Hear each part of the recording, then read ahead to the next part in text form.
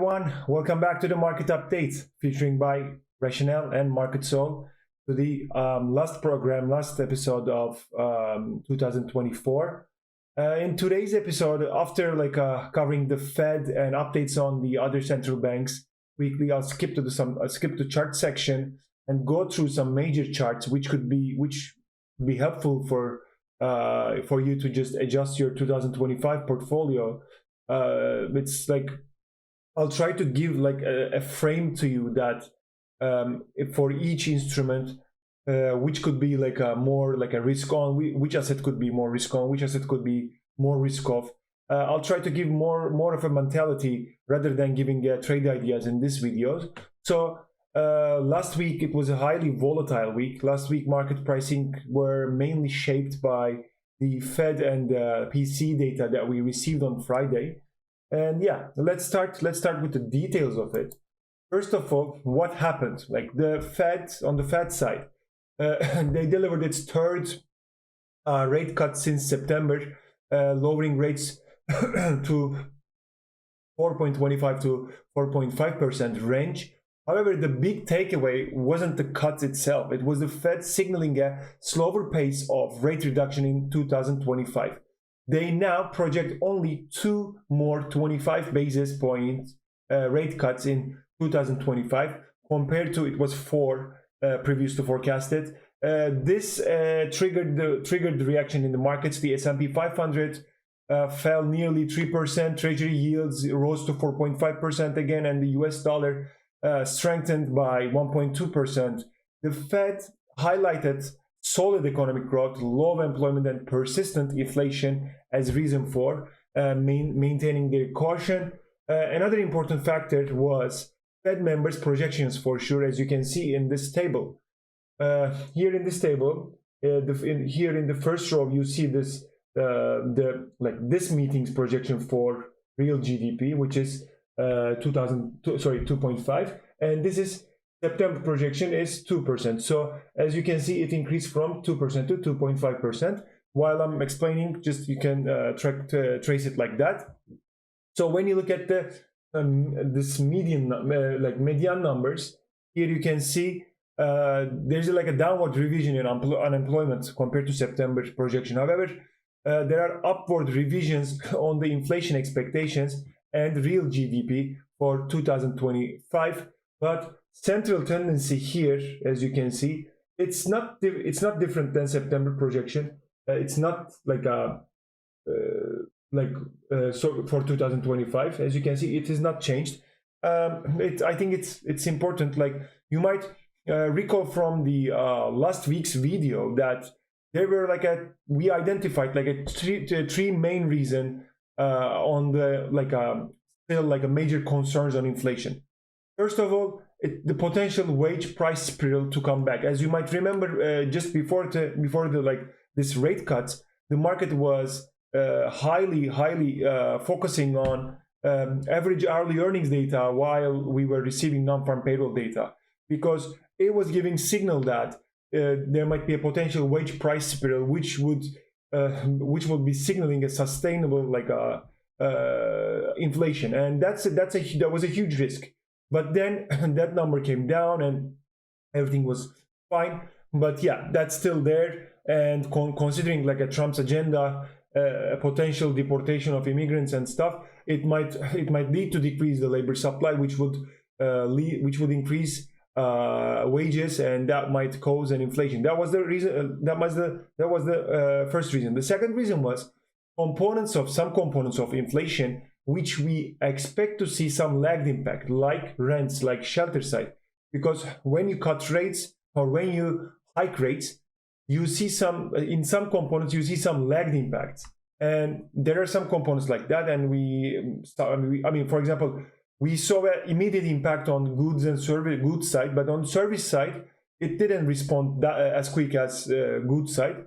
So that was another concern. But when you look at a previous numbers also, you see that at least a disinflation trend is there. But the third one was kind of a shock side, like external shock, which is potential Trump's impact on inflation with potential tariffs, because if tariffs are gonna increase, the price is gonna increase, and it might create potential inflation. So here in this meeting, probably Fed members are concerned of the third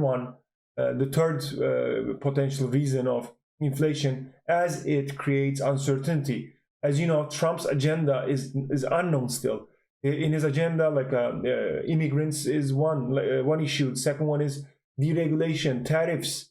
You know, like there are a lot of stuff, and we don't know yet, like which one's gonna come first, and accordingly, we'll see the impact on the financial markets. But in general, after like a Wednesday Fed, the PC data on Friday didn't support the idea of this panic move from Fed members, as the core PC number, which excludes foods and energy prices, came the lowest since May. I mean, you can clearly see that on the inflation path. When you just focus on data, this inflation is there. That's for sure. But from like a more like uncertainty perspective, you can say that Trump's potential like a tariff shock or something might lead to impact like badly, especially like the risk on environment. So what should we expect in general? The Fed is moving closer to what it calls like the neutral policy rate, where interest rates neither stimulate nor slow the economy. This means like further rate cuts will only happen if inflation shows clear signs of moderation or the economy begins to falter. Like economic growth and labor market strength could keep the Fed from cutting rates aggressively, as investors might hope. Like key data like inflation or PC number that we received, or job reports for sure, will have huge impact on Fed's next move. Remember that again, like those like three main potential sources of inflation. Try to focus on those three inflation, at least like along, for example, like in the first month of 2025, I'll be definitely focusing on this like a tariff related news. If this is gonna come like immediately, then I can a little bit adjust my risk off sense a bit. So yeah, there is no for sure like a risk of no rate cut, but as long as the inflation data that does not surprise. So in short, the Fed's cautious stance will keep markets on edge with near-term volatility likely. So from this picture, I understand that we need to watch really like carefully Trump's next move. If tariffs increase comes first, the agenda rates rates would stay higher. It would lead to sell-off in risky assets. In such scenario, dollar index would keep being the king. Otherwise, let the party go on. You can say, I mean, not like but at least like when you check some projections on S&P 500, you can see that like from like a major corporations, you can see that the projections are generally around like a 6,500 to 77,000 range. So yeah, in that scenario, that will be likely to go there. So the expectation on tariffs, as I mentioned, like they are likely to drive up US inflation. A stricter stance also on immigration could further elevate the wage price spiral side. That's another risk. However, the base scenario for me is Fed will gradually cut lower rates in the next year, with like total around it was 4 rate cuts, but 425 basis points, around like a 100 basis points or 75 basis point rate cuts. Still, I still expect such scenario. That's the base scenario for 2025, and to see no longer rate cuts in 2026. That's my current base scenario. But yeah, financial markets is highly volatile. Just from any kind of like development or stuff, it keeps changing. But how to invest in such environment? That's the big question. So in this like a shifting environment, you can consider such scenario for equities, for example. I would be like using any kind of market dips to increase exposure on US equities particularly like I would be focusing on sectors benefiting from resilient like economic growth and earning expansion. For example, when you check any stock, if you see that EPS is like increasing for, let's say, four consecutive quarters increasing, also revenues increasing, you can see those kind of scenarios, especially in AI-related, AI-driven companies and technology lately. Those companies, I think, still offer some room to go up as they correct, as the price corrects. I would be benefiting I would be using that corrections for a buying opportunity. On the fixed income side, I would definitely go more high quality bonds that would at least generate some yield for me. Like you can go for also there's some ETFs called TLT, which is like 20 plus years US bonds ETF. Though that might be still like that should be for sure in the portfolio in order to, the main goal of fixed income strategies are like to hedge against any market turbulence. For sure, apart from that, allocating a portion to precious metals makes sense as like Trump's taking over this creates uncertainty. Geopolitical situations around the world creates uncertainty still. Those, amid those kind of uncertainties, I think gold still be in the portfolios, as interest rates are likely to decline in the major scenario. With the real rates coming down, that also creates some room for gold.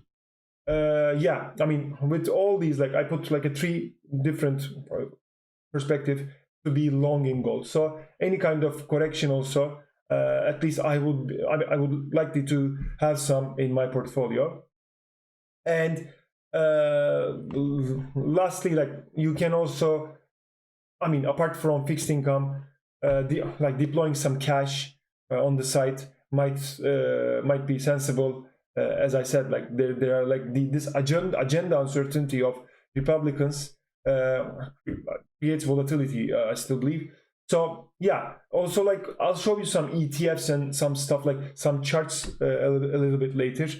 Those charts, rather than showing you trade ideas, there are some like groups in all kind of instruments, and within those groups there gonna be some like more risk off ones, risk off instruments and risk on instruments. But before that, let me just quickly skip to FX market, because last week there was a like Bank of Japan, Bank of Canada and Bank of England meeting held. And first of all, Bank of Japan, Japanese yen weakened, and Bank of Japan, like President Ueda said, like they need more information in order to in order to raise their rates, because they're expected to raise rates unlike to the other central banks. What are those information? First of all, Trump's policies will play key role in their decision for sure. And like as a result of their decision for sure, as they didn't hike, because there were a little bit expectation on them to hike, so Japanese yen weakened, and USD yen parity like is still in really like strong uptrend, and it is still ongoing.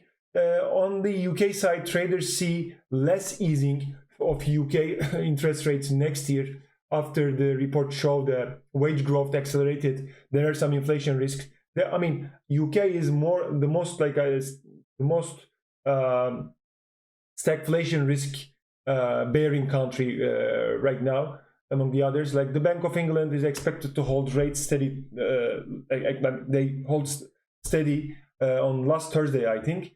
And I think what was their number? Their inflation number rose to, let me see, 8-month high in November. So with that stagflation risk, they kept rates high. In Canada, Bank of Canada, they made a jumbo cut last week. They were like with Prime Minister, the Minister of Finance resigned, and there were like some uncertainties going on also on the government side. The Fitch also projects like the tariffs would hikes in tariffs would play like a critical role on currencies of Canada, China, Mexico, Korea, and like Germany as they do trades. So while I was talking about the potential risk of tariffs on inflation, also those increasing tariffs would play would have bad impact on currencies of those countries that I mentioned, Canada, China, all countries that US has like a business with. So let me go to charts right now, chart section. Here, as I mentioned, rather than here, I don't know if you can see, I'll try to make it a bit bigger. Here you can see the headlines of these sections: bonds, equities, precious metals, commodities, FX, crypto, and themes. So first of all, what I'm trying to say is here, for example, TLT is like government bonds, but USIG here, investment grade corporate bond ETF. So in like a really risk-on, sorry, before getting at HYG, for example, high yield corporate bond ETF. In highly risk-on environment, you would go and there was a high liquidity in the market after the rate cut started, or rate cut expectation was at least those started to, when the rate cut expectation were started to discussed, there's a liquidity. And here, by the way, this black line is liquidity, and this is dollar index. As you can see, like this huge move here, this dollar index, this move is like corresponds the time, wait, just give me a second, sorry, the time that we see some stagnation in sorry,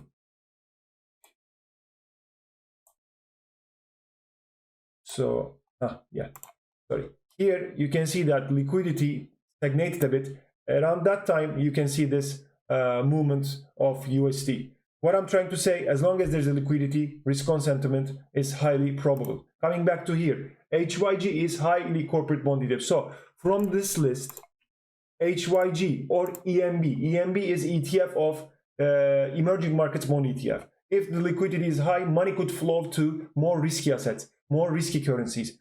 So in such scenario, as you see here, EMB and HYG, their charts also, as you can see, similar. Why? Because it's a signal of that liquidity is there.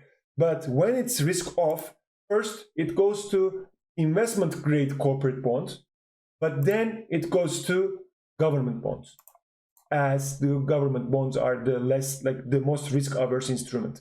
So within bond section, I'm trying to say that like some of them are risk on, some of them are risk off. So according to your perspective, you need to adjust your portfolio accordingly. For example, you're gonna make 20% bond, 20% equities. So, but you need to at least, like, if you're risk on for about like a 2025 or like a certain quarter, like first quarter, let's say for the first quarter, just these are really nice instruments that you can easily go and like trade an idea. That's why I'm showing like this.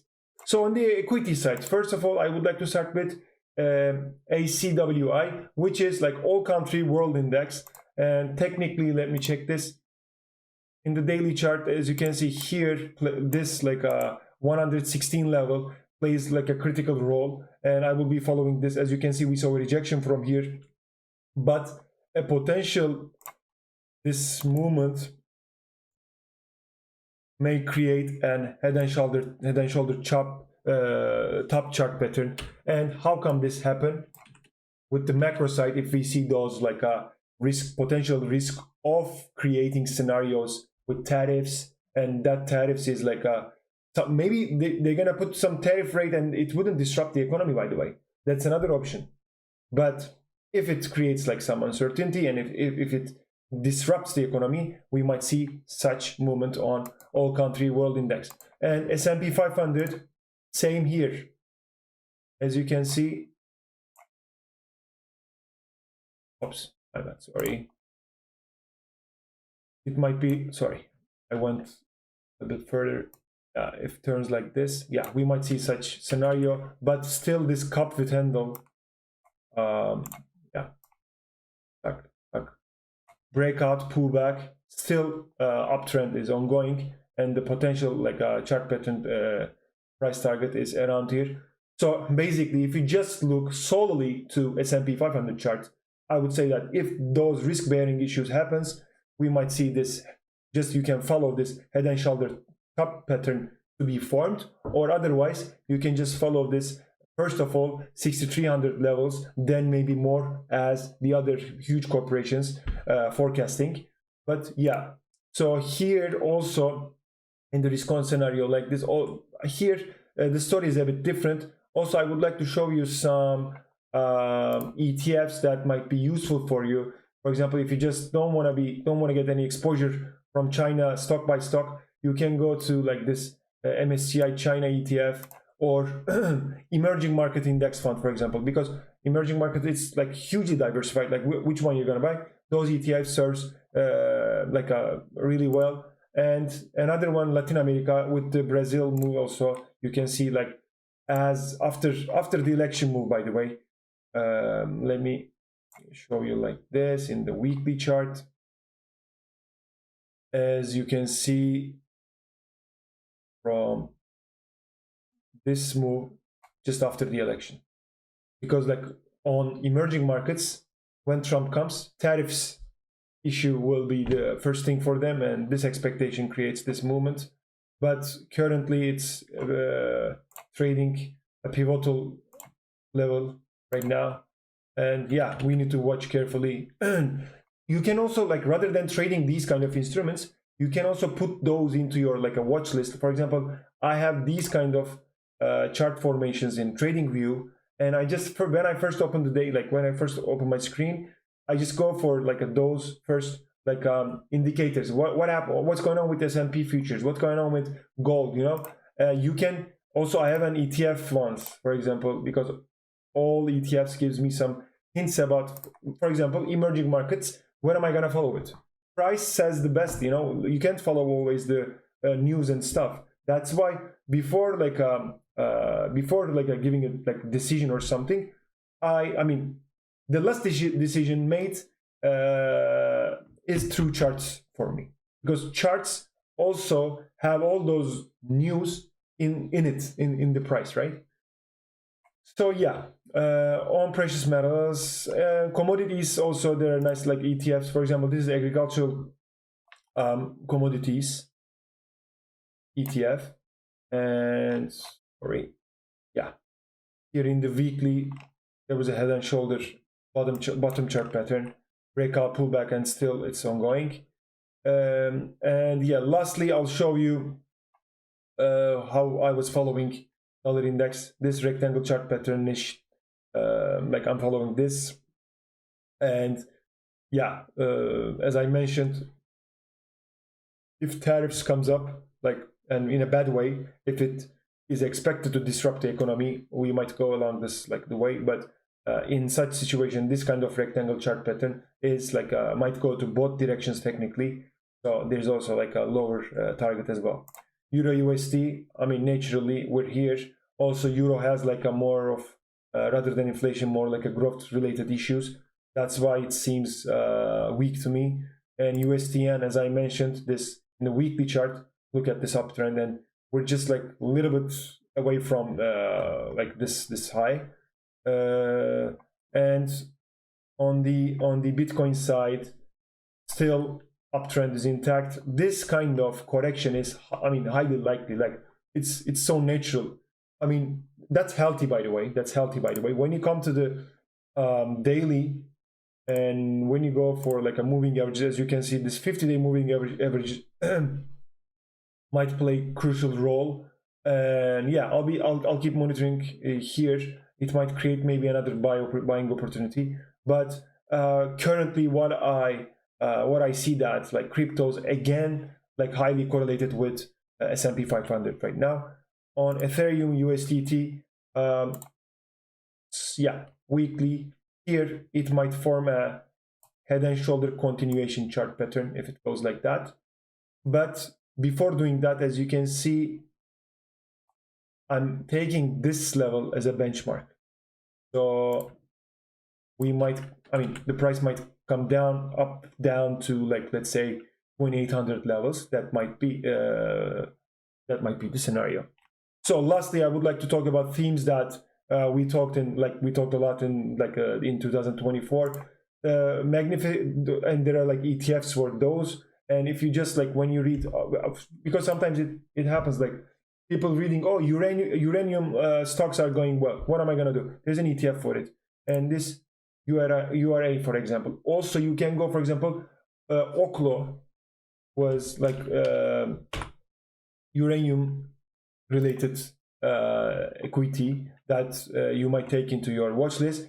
Like I think last month's biggest theme was quantum, and there were like discussions about like if quantum's gonna take over cryptocurrencies, because blockchain technology will be like pushed away by like quantum mechanism after Google. As like Google did like a research and they released a chip.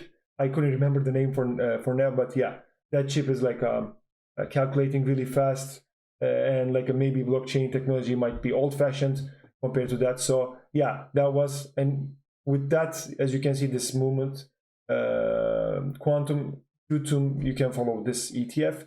And for like a fintechs, as if we see more liquidity in the market, we would see more merger and acquisitions in like fintechs and stuff. And for that, you can follow this ARK ETF, Cathie Wood's ARK ETF.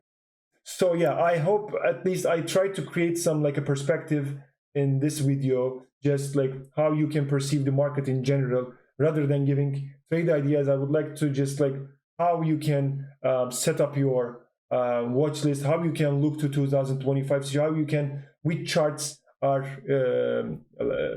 makes your life easy to just spot what kind of instruments will be good. And yeah, you can just take the screenshot, get the screenshot of this sections, and you can create watch lists like this. Also, there are like futures of all these, like there are a lot of alternatives of these instruments. And if you have any question, please write down below the comments. And here, let me do like this for the ones who want to get like a screenshot. Yeah, that's all I'm going to talk about this week. The video took a bit longer than I expected, but yeah, hope you enjoyed, hope you liked whatever you see here. And like I wish you a really like a great year, and I hope you a really great week. Have a good one. Bye.